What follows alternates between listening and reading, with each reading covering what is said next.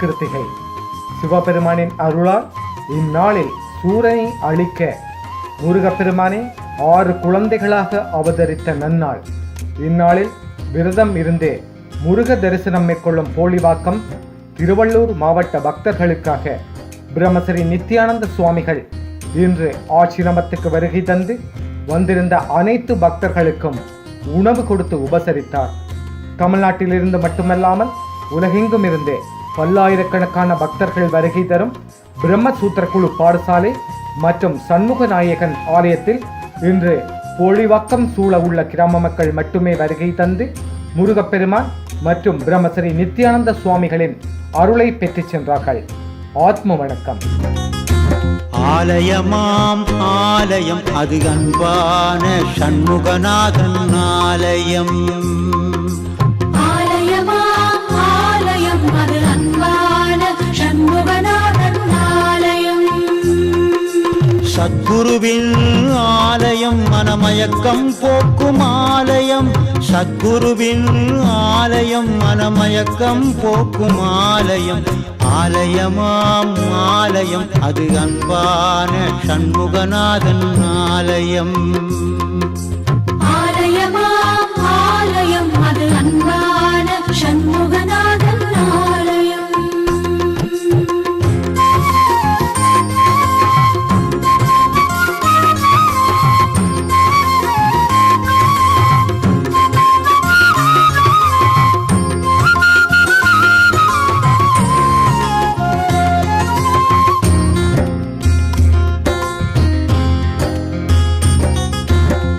திருவருளை வேண்டிக்கிட்டு திருவள்ளூரை நோக்கிக் கொண்டு, திருவருளை வேண்டிக்கிட்டு திருவள்ளூரை நோக்கிக் கொண்டு, மனமதை அடக்கிவிட்டு மணவாளநகர் வழி கண்டு கொண்டு, மனமதை அடக்கிவிட்டு மணவாளநகர் வழி கண்டு கொண்டு, ஆலயமாம் ஆலயம் அது அன்பான சண்முகநாதன் ஆலயம்.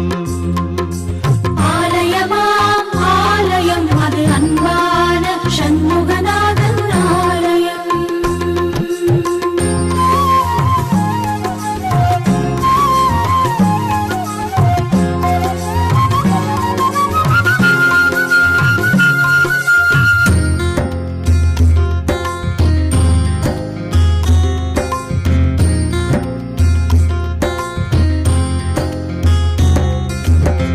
போலி பக்தி போக்கிவிட்டு போலி வாக்கம் அதை கண்டுவிட்டால், போலி பக்தி போக்கிவிட்டு போலி வாக்கம் அதை கண்டுவிட்டால், துன்பம் அதை போக்கிடலாம் மன துயரம் அதை நீக்கிடலாம்.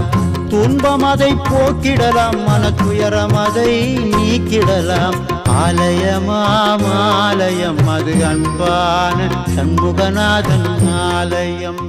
இப்போ தமிழ் கடவுள் முருகர்னு சொல்கிறாங்க. சரி. தமிழ் கடவுள் முருகருக்கும் இந்த ஆடி கிருத்திகை இந்த மாதிரி வந்து விசேஷங்கள் வரும்போதெல்லாம், முருகருக்கு உகந்த நாட்கள் வரும்போதெல்லாம் வந்து தமிழ் கடவுளுக்கும் இதுக்கும் என்ன சம்மந்தம், என்ன தொடர்பு, அதை பற்றி விளக்கம். வடநாட்டில் பாம்பேயில் பார்த்தீங்கன்னா பிள்ளையார் அதிகம். பிள்ளையாருக்கு தான் முக்கியத்துவம். சரி. இந்த பக்கம் டெல்லி, ரிஷிகேஷ், ஹரித்வார் இங்கெல்லாம் போனீங்கன்னா சிவம், மகாவிஷ்ணு, ராமர், ஆமாம், கிருஷ்ணர், சிவம், இதுதான் முக்கியத்துவம். இது ஏன் தமிழ் கடவுள்னு வச்சுக்கினாங்கன்னாக்கா, எல்லா மகானும் தமிழ்நாட்டில் உருவான மகான்கள் அத்தனை பேரும் முருகனை பாடுறாங்க. சரி. ஏன் இதை முருகனை பாடினாங்க,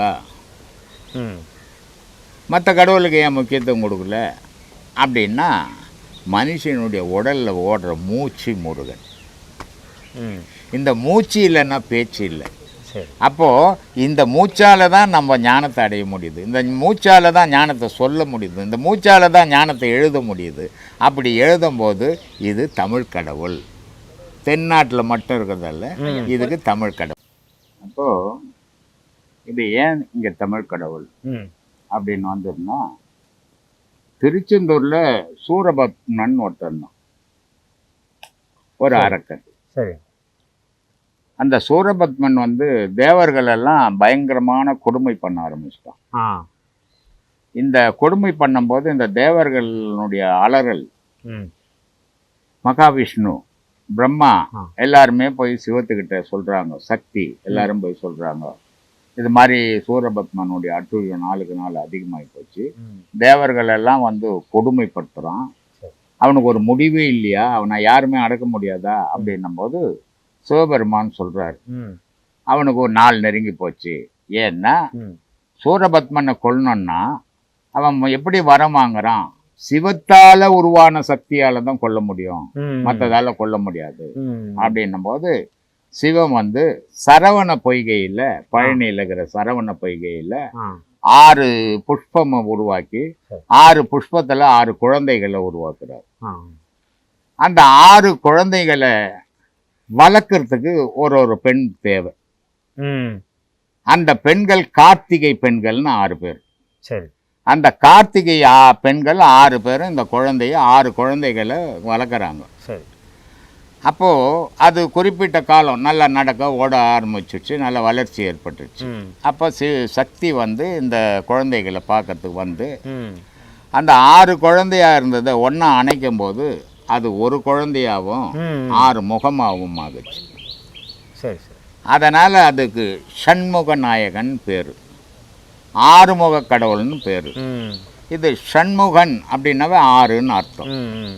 6 முக கடவுள்னா 6 ஆதாரங்கள் சரி கலந்தது அது. அதனால் அதுக்கு அந்த 6 குழந்தைகளை வளர்த்தாங்கல்ல, அந்த பெண்கள் சும்மா வீணாக போயிடக்கூடாது. அதனால் அந்த 6 கார்த்திகை பெண்களுக்கு மாசத்துல ஒவ்வொரு முறையும் 2 வாட்டி விழா அவங்களுக்கு, அந்த கார்த்திகை பெண்கள். சரி. அதுதான் தீபம். இது எல்லாத்தையும் இந்த 12 மாதத்துலேயும் வர கிருத்திகையில் அந்த கார்த்திகை தீபம் உச்சமானது அது. அதனால் அந்த கார்த்திகை தீபம் 6 கார்த்திகை பெண்களை கொண்டாடக்கூடியது தான் கார்த்திகை தீபம். முருகனை கொண்டாடுறதில்லை, கார்த்திகை பெண்களை கொண்டாடுறது தான் அந்த கார்த்திகை தீபம். அந்த 6 பெண்களுடைய நிலை 12 மாதம். ஆமாம். ஒவ்வொரு மாதமும் அந்த ஒரு இதுலேயும் 2 வாட்டி அந்த கார்த்திகை பெண்களை. அதில் சிறப்பு வாய்ந்தது ஆடி கிருத்திகை. ஏன் அது சிறப்பு வாய்ந்ததுன்னா, சாதாரண பாமரை மக்கள், துன்பப்பட்ட மக்கள், ஏழ்மையில் வாடின மக்கள், இவங்களுக்கெல்லாம் ஒரு ஏற்றம் வேணும். அப்போ அந்த ஏற்றம் வேணும்னா என்ன பண்ணணும், இறைவனுக்கு காவடி தூக்கு. நான் வறுமையில் வாடுறேன் இறைவா, எனக்கு வாழ்க்கை இல்லை. சரி. அப்போ அந்த இறைவன் உன்னை உயர்த்துவான். அந்த காவடி எடுத்தும்போது நீ சிரமப்பட்டு எடுத்துன்னு போகிற, ஏன்னா உனக்கு வசதியே கிடையாது. 2வது, முருகனுடைய காவடி செலுத்துகிற கோவிலெல்லாம் பதிலாக மலை மேலே தான் இருக்கும், எதுவும் தரையில் இருக்காது. ஆமாம். அப்போது இந்த மலை ஏறுறது எவ்வளோ சிரமமான வேலை. அப்போது இந்த பாமரை மக்கள் இந்த ஆடி மாதம் இந்த காவடியை எடுத்து போய் செலுத்தும் போது இறைவன் அங்கே பார்த்து அவனுக்கு நல்லாசி கூறி அவன் வாழ்க்கைக்கு சுபிட்சமான வழிவகுத்து தரான். அதனால் அந்த ஆடி கிருத்திகை ரொம்ப சுபிட்சமானது. இந்த ஆடி கிருத்திகையாக இருந்தாலும் எந்த கிருத்திகையாக இருந்தாலும், கிருத்திகைன்னா அந்த 6 பெண்கள், 6 பெண்களுக்கு தான். அதனால தான் சிவபெருமான் வந்து இந்த என்னுடைய பிள்ளைகள் 6 பேரை நீ வளர்த்ததால் வானத்தில் எப்பவுமே அழிவில்லாத நிச்சயமாக நிரந்தரமாக இருப்ப அப்படின்ட்டு, நட்சத்திரமாக இருப்ப அப்படின்னு சிவபெருமானை அவங்களுக்கு வரம் கொடுக்குறாரு. அதனால் அப்புறம் சூரபத்மனை இவர் வளர்ந்து போய் சூரபத்மனை கொன்னுட்டு திருப்பரங்குன்றத்தில் தெய்வயானியை கல்யாணம் பண்ணிக்கின்னு வந்துடுறாரு. மனிதனுடைய வாழ்க்கையில் இன்பமும் துன்பமும் நிறைஞ்சத்தான் மனிதனுடைய வாழ்வு. வரும் இன்பமாக ஒருத்தனாலையும் வாழ்ந்த சரித்திரமே கிடையாது, வரும் துன்பமாக வாழ்ந்தவன் சரித்திரமும் கிடையாது. இன்பமும் துன்பமும் மாறி மாறி வரும். அப்போது அந்த போரை முடித்த உடனே தேவர்கள் எல்லாம் விடுதலை பண்ணி அந்த தேவர்களுடைய பரிசு தான் தெய்வயானை திருப்பரங்குன்றத்தில். அந்த பரிசை பெற்று அது பெரிய செல்வந்தனுடைய பொண்ணு, அந்த செல்வந்த வாழ்க்கை கிடைச்சது. அப்போது இது செல்வத்தில் சேருது, சந்தோஷத்தில் சேருது. அப்போ இளமையில் துக்கத்தில் வறுமையில் இருக்கிறான் யார், வள்ளிமலையில் வள்ளியினுடைய தகப்பன். அப்போ அந்த வள்ளியை கல்யாணம் பண்ணுறார் வேடுவனா வந்து, அது திருத்தணியில் அமைஞ்சது. இந்த 2க்கும் என்ன வித்தியாசம் அப்படின்னா, வறுமை செழுமை, இன்பம் துன்பம். ஒரு பெண்ணுக்கிட்ட இன்பம் கிடைச்சா இன்னொரு பெண்ணுக்கிட்ட துன்பம் கிடைக்கும், இன்னொரு பெண்ணுக்கிட்ட இன்பம் கிடைச்சா இன்னொரு பெண்ணுக்கிட்ட துன்பம் கிடைக்கும். இது மாறி மாறி மனிதனுடைய வாழ்க்கையில் வரக்கூடியதுன்னு தான் 2 பெண்களை வச்சு அடையாளம் காட்டுறது இந்து மதத்தில். ஏதோ முட்டாள்தனமாலாம் வைக்கல, ரொம்ப அறிவுபூர்வமாக வச்சுருக்குறாங்க. அது என்ன 2 பொண்டாட்டி, ஒரு 40 பொண்டாட்டி வச்சுக்கினா என்ன, அவர் என்ன சம்பாரிச்சா சோறு போட இல்லை, அது மனைவியே கிடையாது. அது நீ தான் அந்த முருகனாக இருக்கிறது. உனக்கு இருக்கிற இன்ப துன்பம் தான் அந்த வள்ளி தெய்வானியாக இருக்கிறது. அப்போது மனிதனுடைய வாழ்க்கையில் இருக்கிறத சித்தரிச்சு வச்சு இருக்குது அங்கே. அதை உணர்ந்து நம்ம நடந்துக்கணும்னா நம்ம நல்லா இருக்கலாம்.